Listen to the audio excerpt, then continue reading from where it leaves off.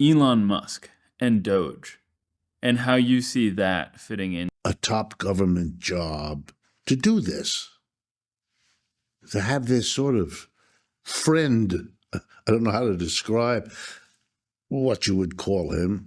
I know it's called the Department of Government Efficiency, but I don't believe there is such a, they made that up. There is a way to add a person to the cabinet.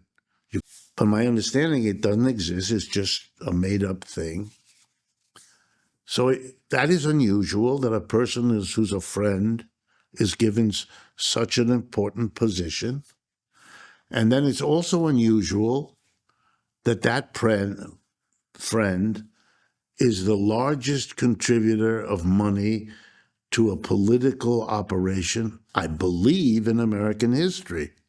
If I have understood correctly, it's somewhere around $300 million, one way or another, through one channel or another, that he contributed to Mr. Trump's effort this last time. Oh, wow. Huge amounts of money. And it's also a person who is contributing. He is giving money, I believe $100, to every voter who signs a petition that he has, and he has circulating. Now, obviously, the idea is, if I can get this person to sign the petition for $100, I'm going to let them know I want their vote. You can't literally give people money for a vote. I believe that's a crime in most states. You can't do that. To whom else has he given money? We do know that he went to Germany and spoke there before their last election about how the German people should vote for the extreme right-wing party. I don't know if you're familiar with that. The party is called the Alternative für Deutschland, AfD. It got about 20-something% of the vote, did very well in the last election. He visited Germany and said, this is the only party that can save Germany. An extraordinary act. In case your audience is not aware, there are 4 or 5 other parties in Germany. It's a multi-party society. All the other parties, all 5 of them, have vowed never to work with, never to have a coalition with that alternative, because they are thought of as the inheritors of the Nazi history. The leading advisor to the President of the United States officially goes and supports the extreme. You want to know why the Germans are upset with the United States? Before you get to the tax tariff on BMWs and Mercedes, which is coming, and that's terrible for the Germans.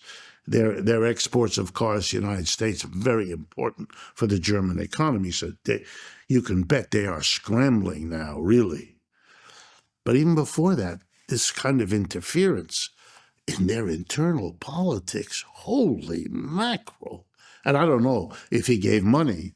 I don't know if it's known, and I don't know how much it might be, but given what he's done everywhere else, I wouldn't be surprised. And since his wealth is listed, last I saw, at around $400 billion, giving 10, 20, or 100, or 200, or $300 million is immaterial to him. It's like you're giving me a quarter for my next political race. Thank you very much, but it's a quarter.